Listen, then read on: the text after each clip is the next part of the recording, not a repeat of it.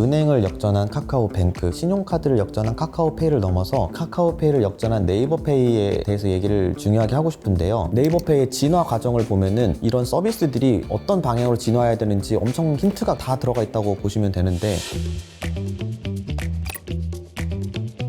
안녕하세요. 생활변화관직소연구원 정석환입니다. 오늘은 소비의 마지막 부분에 해당하는 부분인데요. 이 부분을 써주신 저희 소장님이 게이트웨이 통합이라고 하셨더라고요. 그래서 저는 이게 무슨 말일까 생각을 해보다가 프로토스의 게이트웨이라고 생각을 했었는데 그것은 아니었고요. 소비에 있어서 게이트웨이 통합이라는 부분인데요. 카카오뱅크의 탄생부터 좀 보면은 좀 스토리가 재밌는데요. 저희가 데이터를 15년부터 22년까지 쫙 펴놓고 봤을 때 농협이 언급량이 늘 제일 많았죠. 그 다음에 신한은행, 국민은행, 우리은행, 하나은행 이렇게 있고, 근데 카카오뱅크라는 게 17년도 7월에 정식 출범을 했네요. 처음 나왔을 때 굉장히 화제가 돼서 그때 이미 언급량 측면에서 역전을 했었는데, 이게 점점 기세가 올라와서 시중은행들을 전부 역전해버린 거죠. 농협과 카카오뱅크를 연관어 비교를 살펴보면 차이를 볼 수 있겠죠. 농협 같은 경우는 문자와 계좌 중심으로 언급되는 차이점으로 나타나고요. 카카오뱅크 같은 경우는 저금통, 카카오페이, 카카오톡 같은 연관어로 나오는데, 지금은 좀 당연해서 신기해 보이지 않을 수 있는데 은행치고는 독특한 편이죠. 2017년도와 18년도 연관어로 살펴보면 17년도, 18년도에는 편하다, 귀엽다 이런 걸로 카카오뱅크가 처음 소통을 했던 거죠. 그 캐릭터 같은 게 그땐 되게 신박했어요. 요즘은 되게 많은 것 같은데 그때만 해도 저도 그 카드 고민을 많이 했거든요. 캐릭터를. 저희 어린 시절 그 게임할 때 캐릭터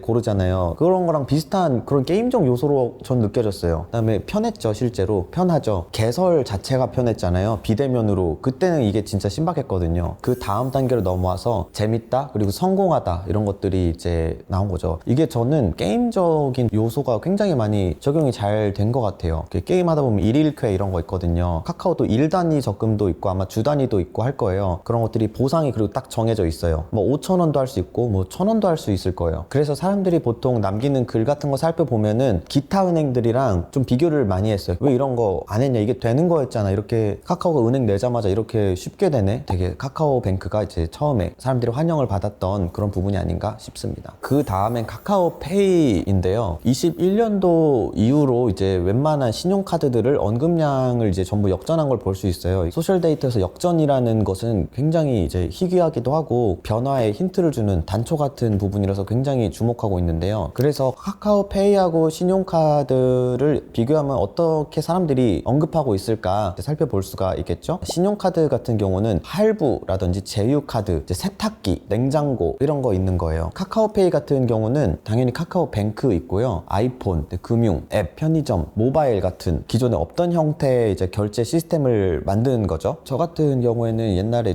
중국에 살다 온 경험이 있는데요. 그 사람들이 다 모바일로 결제를 하는 거예요. 그래서 저도 중국 갔으니까 그거를 할 수밖에 없던 거죠. 모바일로. 이게 너무 편한 거를 그때 알았어요. 알았는데 한국에 돌아오니까 몇 년 뒤에 카카오페이가 나온 거예요. 바로 갈아탔어요. 이게 얼마나 편한지 아니까. 그때만 해도 사람들이 이거를 가입을 많이 안 했어요. 뭐하러 해, 신용카드 그냥 하면 되지 뭘. 그럼 사람들이 카카오페이하고 뱅크의 개념적인 차이도 조금 그때는 어색해서 어려웠던 점도 있고요. 그래서 그때 카카오가 이걸 유입을 늘리기 위해서 이벤트를 좀 많이 했어요. 카카오페이 이용하면은 당첨하면은 얼마를 주겠다, 이벤트에 당첨이 됐어요. 그 금액이 무려 1,000만 원이었어요. 짱이죠. 카카오뱅크랑 마찬가지로 페이 같은 경우에도 그럼 그동안 카드사들은 뭐 했던 거지? 이런 비교의 맥락으로 이렇게 편하게 할 수 있었던 거야? 이제는 신용카드는 할부 아니면은 페이가 더 나은데? 이런 식으로. 근데 오늘 중요하게 말씀드리고 싶은 부분은 은행을 역전한 카카오뱅크, 그 다음에 신용카드를 역전한 카카오페이를 넘어서 그 카카오페이를 역전한 네이버페이에 대해서 얘기를 중요하게 하고 싶은데요. 언급량으로 봤을 때 네이버페이가 카카오페이를 역전한 것을 볼 수가 있는 건데요. 카카오페이는 편리함이나 간편한 부분에서 금융 서비스를 제공하는 부분이 좀 특징적, 간편하게 편리하게 결제를 도와주는 서비스라면, 네이버페이 같은 경우는 블랙핑크, 블로그, 세븐틴, B2B, 슈퍼주니어, 방탄소년단, 가장 중요한 게 덕질 자금이라는 게 있어요. 네이버페이는 이거를 어디다 쓰는지 사람들이 정확히 알고 있다라는 것인데요. 네이버페이가 실제로 광고를 할 때도 우리 거 거 쓰면은 편리해, 간편해, 그러니까 우리 거 써가 아니라 이거 여기다 쓸 수 있어, 덕질 자금 적립해 줄게, 정확히 이거를 짚어주는 걸 넘어서서 어디에 쓸지 좋아할지를 미리 알고 있는 느낌이 좀 있어요. 저도 네이버페이를 쓰고 있는데요. 네이버 플러스 이제 멤버십을 가입하게 되면 덕질을 할 수 있는 채널도 이제 부가적으로 혜택을 주는데, 제가 웹툰을 좋아하면 웹툰 서비스를 이용하면 되는 거고, 티빙을 하고 싶으면 티빙을 하면 되는데 둘 중에 하나만 골라야 되는 게 있어요. 쇼미더머니를 할 때는 티빙을 썼다가 그 다음에 쇼미더머니가 이제 끝났거든요. 그럼 이제 전 다시 웹툰으로 가면은 이제 웹툰 쿠키를 49개를 줘요. 그럼 이제 풍족하게 쿠키를 구워가면서 웹툰을 미리미리 볼 수 있거든요. 저도 이제 어떤 구독을 한다든지 어떤 멤버십을 가입하는데 심리적인 장벽이 있는데, 내가 네이버페이를 왜 쓰게 됐지 생각해 보니까, 아, 네이버 플러스라는 걸 가입하면은 적립금이 더 쌓이고, 심지어 거기에 내가 일상적으로 원래 하고 있었던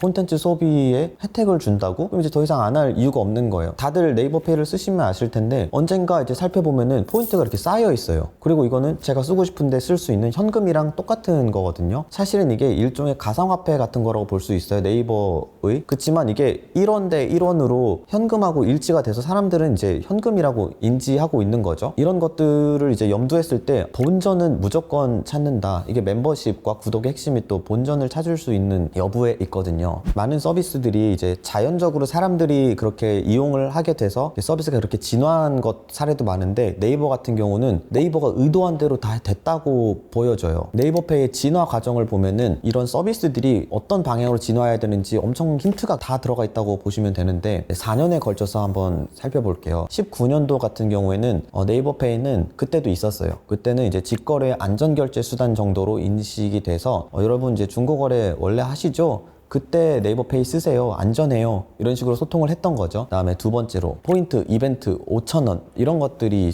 이제 2020년도에는 나오게 된 거예요. 21년도에는 블로그, 불첼 이런 것들이 이제 상승을 했고, 덕질 자금이라는 게 이제 키워드가 올라왔죠. 이용자들한테 이렇게 현금 주는 이벤트들이 있잖아요. 어떤 브랜드냐에 따라 이걸 부르는 이름이 달라요. 예를 들어서 이마트는 국민 용돈 받아가세요 라고 하고요. 은행 같은 경우에는 요거 가입하면은 5,000원 드려요를 정말 5,000원이라고 해요. 네이버는 이런 5,000원을 포인트를 주면서 덕질 자금을 쓰세요 라고 이렇게 제공을 했어요. 그래서 사람들이 이제 정확하게 저런 덕질 자금에 해당하는 아이돌 그룹들이라든지 이제 정확히 사용처를 짚어줬다라는 부분이 있는 거죠. 2022년도에 넘어가면 미용실이라든지 예약, 상품권 이런 것처럼 멤버십 서비스, 포인트 사용자의 확대라고 저희가 이제 정의를 했는데요. 어디 특정 콘텐츠 이런 거에 머물지 않고 밖에서도 쓸 수 있게끔 확장이 된 거를 이제 볼 수가 있는 거죠. 그래서 이런 4단계 정도가 기존에 없던 서비스가 어떻게 우리 삶에 이렇게 들어와야 되는지 이런 여정의 교본 같은 거라고 저희는 이제 생각해봤습니다. 그래서 이제 네이버 같은 경우는 간편하게 결제할 수 있고 편리하게 할 수 있는 보조의 수단 같은 거에서 우리 삶으로 완전히 이제 들어온 경우라고 볼 수 있죠. 그래서 어떻게 써야 되는지 정확하게 광고로 보여주고, 블로그 챌린지 같은 거, 불첼이라고 하죠. 이게 이제 한국에서 가장 근래 가장 성공한 이벤트가 아닌가 저희는 생각하고 있는데요. 불첼의 성공도 사실은 네이버로 통합되었기 때문에 가능한 것이다 라고 저희는 보고 있어요. 네이버 하나로 모든 것을 결제하다 보니까 결제 내역도 원래 이렇게 분산이 되어 있었는데 사람들이 네이버로 이제 통합을 하다 보니 결제 내역이라든지 내 이용 내역들이 한 곳에 모이게 되는 거죠. 그럼 이제 기록도 편해지고 하기 때문에 소비 기록이라든지 불첼의 성공과도 궤를 함께하고 있다라는 부분이 있습니다. 네, 그래서 네이버페이하고 카카오페이가 보여준 일상의 변화, 바로 대체된다는 점이 있죠. 그 다음에 온라인 중심에서 오프라인까지 사용이 확장된다는 점, 확대된다는 점이 있었습니다. 그 다음에 사라지다라는 점이 있는데요. 바로 네이버페이하고 카카오페이 덕에 이제 지갑하고 현금이 점점 줄게 되었죠. 그리고 마지막에 처음에 말씀드렸던 게이트의 통합이라는 부분에 이제 귀결되는 부분인데요. 기존에는 이 카드도 만들어야 되고 저 카드도 만들어야 돼서 결제 채널들이 너무 많았고 이런 것들이 하나로 모여지지 않으니까 내 소비 기록들을 구멍들을 메꿔가면서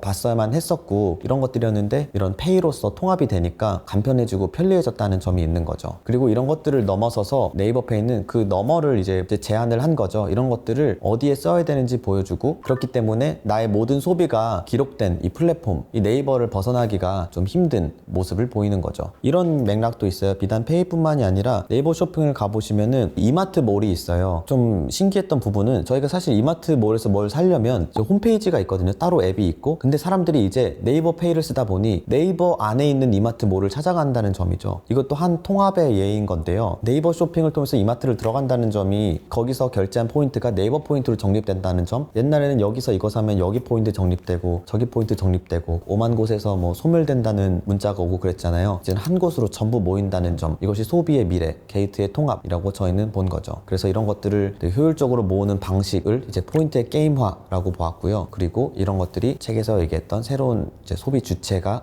이런 것들을 강화한다라고 정리할 수 있을 것 같습니다.